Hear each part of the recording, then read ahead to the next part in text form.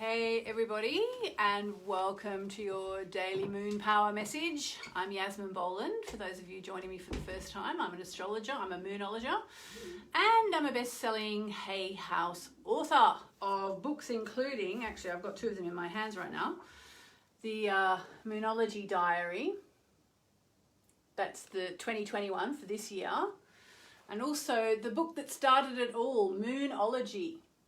And by the way, if you happen to be in England, in the UK at least, you can actually buy this on amazon.com, .co.uk with 25% off. It was like that yesterday. I don't know if it still is today, but if you don't have my book Moonology and you want to buy it, 25% off at the moment. So actually I wanted to start by telling you about something which arrived in the post this morning. For those of you, I know so many people want to learn astrology these days, and I do actually have an amazing Hay House course that I recorded called Astrology Made Easy, and I have a book as well. But I hope Hay House will forgive me for wanting to share with you something that I didn't write, and I don't even know which publishers it is. Let's have a look. It seems to be Icon Publishers. It arrived in the post today. It's an old second-hand version of a book that I devoured when I was first learning astrology. So I really wanted to share it with you, okay? It's actually called Astrology for Beginners. So I would say go to Amazon or Barnes & Noble or Booktopia, buy a copy of, well, you can't get that because it's sold out, buy a copy of my book Moonology and buy a copy of Astrology for Beginners, and you will learn so much. And we're all in lockdown, we're all learning. This book is funny. Let me just show you. It's really funny. It's got like cartoons and everything. So I just found it a really wonderful way, a really easy and memorable way to learn about astrology. So, for example, we've come to, let's look at Venus actually, because it's new moon in Taurus today. So Venus, so what you get on the Venus page is a lovely drawing of a cartoon of Venus Aphrodite, which says, Venus rules Libra and Taurus, and we've got the Taurus new moon today. It's the star of lovers, the Greek goddess Aphrodite, erotica, desirability and pleasure, inspirational and joyous. It's beauty, peace, victory in war, laughter, friendship, and the arts. So for one thing, that gives you a bit of an idea of today's new moon, because it's taking place in Taurus, which is a very Venusian sign. But I just wanted to share this book with you just because I found it so great, and I happened upon it on the internet the other day, and it's certainly not in depth, you know, but it gives you a really kind of good overview of, you know, the history of astrology. I'm just trying to find a good page to show you. So, for example, what do we got here? Freud. There's something like, they have funny little stories about Freud and so on. So if you want to learn about astrology and you're not quite ready to really dig into your chart and start learning about degrees and learning about your actual chart yet, you just want to get a really big overview, it's Astrology for Beginners, and it's written by actually some of the most respected astrologers around, Jeffrey Cornelius, Maggie Hyde, and Chris Webster.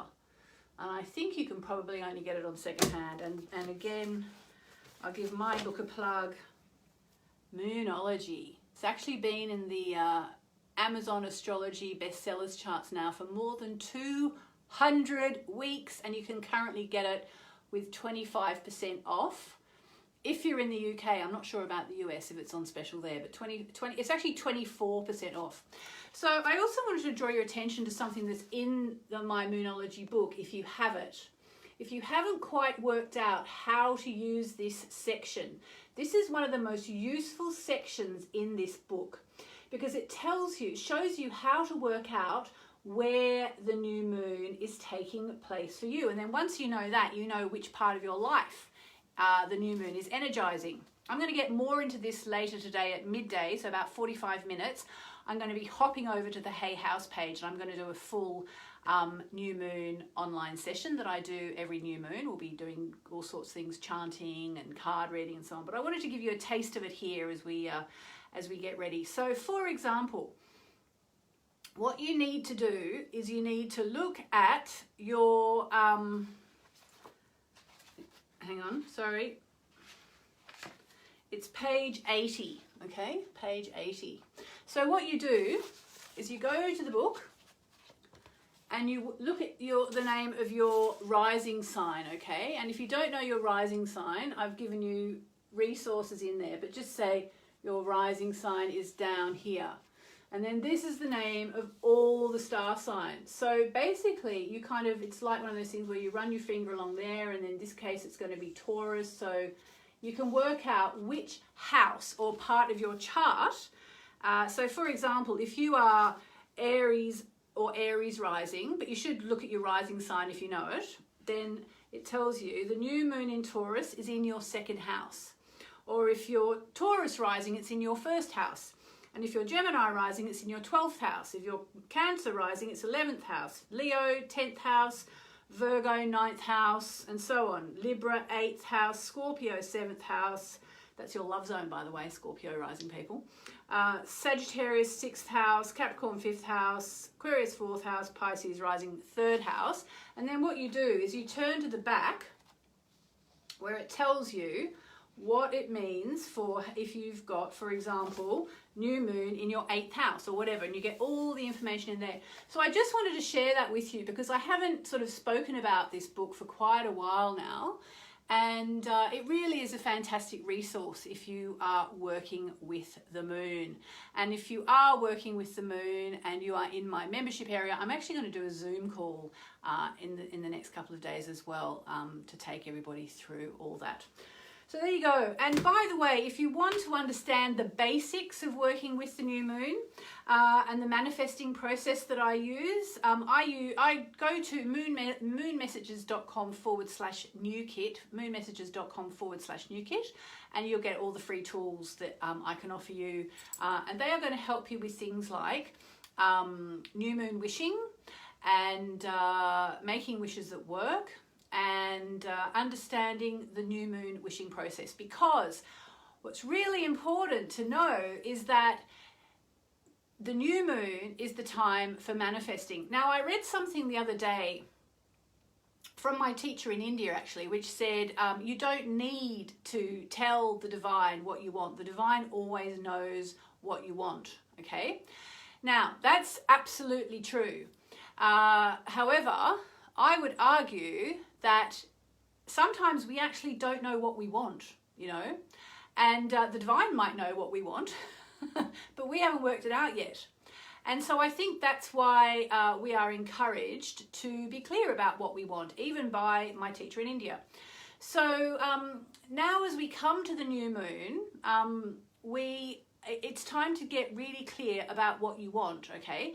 We're actually going to have Venus retrograde this month, which is going to be kind of really important, because when Venus goes backwards, Venus being the planet of love, it's like we actually, if you think of Venus being about values, when Venus reverses, when Venus goes retrograde, we re-evaluate. Get it? We re-evaluate everything, okay?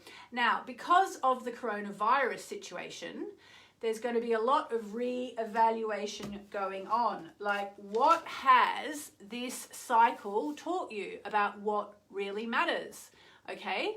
What have you really realized you really value? I've actually learned so much more than I expected to. I think I said this yesterday, but I actually thought that I was going to go through this cycle at home. I'm a homebody anyway. I love being at home with my family. I thought I'm just going to be like this, but you know, at the end of it, I'll just be at the gate busting to get out and, you know, go. I really want to go to France. I want to go to Malta and see my family. You know, everybody's going to be desperate to get their businesses back on the road. But actually, I'm wondering, maybe it's not going to be like that, you know, and maybe that's partly because we're actually going to now, as we move through nearly, you know, we're going into May, the Venus retrograde is going to be about re-evaluating what you want. And I'll tell you another funny thing. With my diary, which, as I said, is sold out, but for those of you who've got it, if you look at the readings for now, I hope I'm not jinxing myself by saying this, but so far, the readings, even though it doesn't say anywhere in here, oh, by the way, there's going to be a global pandemic and we'll all be forced to stay home, which, by the way, does work with the astrology because it's Saturn in Aquarius, Saturn being limitation. Saturn represents prison, okay? And it's in Aquarius, the sign of humanity. And what's happening now? We're kind of all almost imprisoned in a way, aren't we, in our homes? So there is that. But what's been interesting as well is that the planets really still work when you apply everything that's in here to what's going on in the world. And so right now we're having the new moon in Taurus, and we've just had, as it says in here, we've just had some clashes with the Sun and Saturn, and that can be quite tricky. And normally the new moon in Taurus is, well, it's time to manifest abundance, and it is time to manifest abundance. And I will be talking more about that in my full length session today on Hay House in about 40 minutes from now.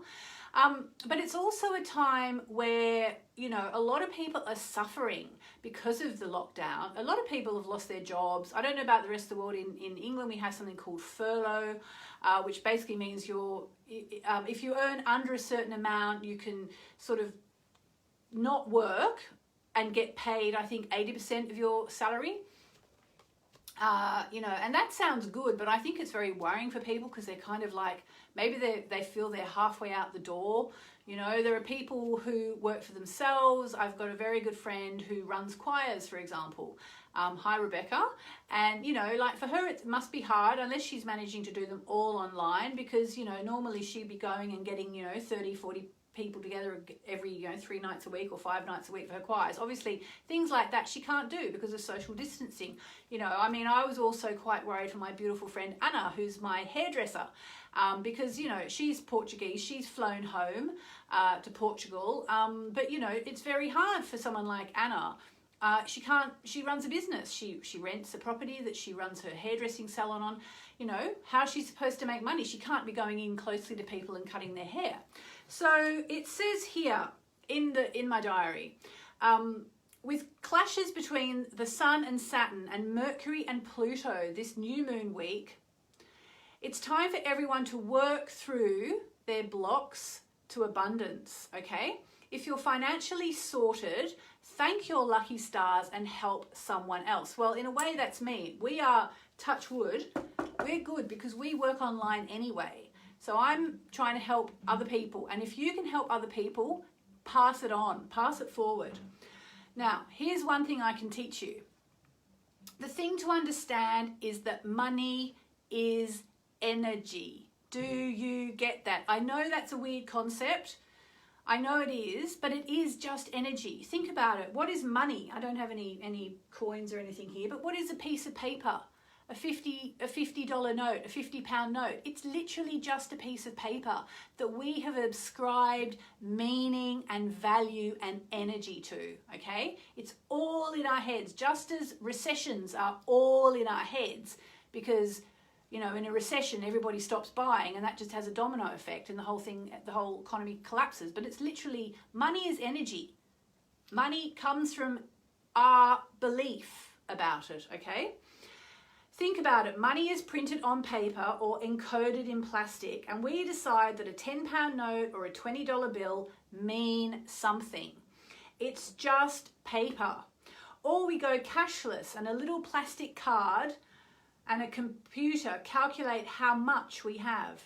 Both forms are just energy that we exchange for services or, vegetables or toilet paper or whatever we're buying, hand sanitizer. So depending on where we are in our consciousness around money, the more or less we think we deserve money is exactly the amount we will attract. I'm so sorry to say that, but that is true. The more or less we think we deserve money, the more or less we will attract. Now, here's an example. Think about a confidence trickster, someone who, is cheating people, all right? Those types of people tend to be very cocky and very confident. I was just listening on, we've just got Alexa. I don't know if I mentioned that. It's our new toy for the, it's our new toy. My husband's a gadget freak and I've been saying, please get us Alexa. And he got it when it went on special on Amazon. And we've set it up, and I've been listening to lots of different broadcasts on the news, which is why I've been listening to the news a bit more than I normally do. I might stop it. And I heard a report on CNN that, you know, the number of scammers on the internet selling stuff like fake coronavirus antibody tests and fake masks and inflated prices and so on is just going through the roof, and Amazon is working really hard to, you know, close them all down. Now, think about people like that, you know. It's not just like, you might think, well, how come, you know, that guy, I mean, there was someone who made $2 million or pounds selling fake coronavirus tests. I know that because I know someone who knew something about it, and it was also in the media. Now, you know, it's like, oh, karmically they should make nothing, but it's not like that. Money responds to our energy, which is why if you're someone like me, for example, and you've got something to offer that can be healing or helpful, whether you're doing Reiki or music lessons or singing lessons or chanting lessons or yoga lessons or anything you can offer online to people, as long as you really believe in what you have to offer, it really does become a case of if you build it, they will come, okay? Which is why the scammers can do well as well, because even though they don't necessarily believe in their product, they believe in their ability to sell. You know, these are the kinds of people who say, I can sell anyone anything, and they believe it deep down, and guess what? They can. Okay, now what that does to their karma is another story. That's not what we're really talking about here. So the more you think you deserve, okay, rightly or wrongly, you know, if you're a baddie and you're like, yeah, I made a really good sell page for that and I'm running lots of Facebook ads to it, I know I'm going to make a fortune scamming people. Or, you know, maybe you're someone who, I don't know, there's that beautiful girl who does all the chime bowls, for example. You know, maybe she has quiet confidence in her ability. I'm sure she's selling, you know, thousands and thousands of albums at the moment because she's offering something so beautiful. The more you think you deserve, the more you will attract. And if you think of money, this is an oldie but a goodie. If you think of money as somehow dirty or the root of all evil, the less you will attract, okay? If you can get your head around this idea, you'll start to realize there is nothing wrong with creating wealth in your life, for yourself, for your family, and your friends, okay? Remember, we are all here to learn how to. Earth is a school of manifestation, all right? We are here to learn how to create.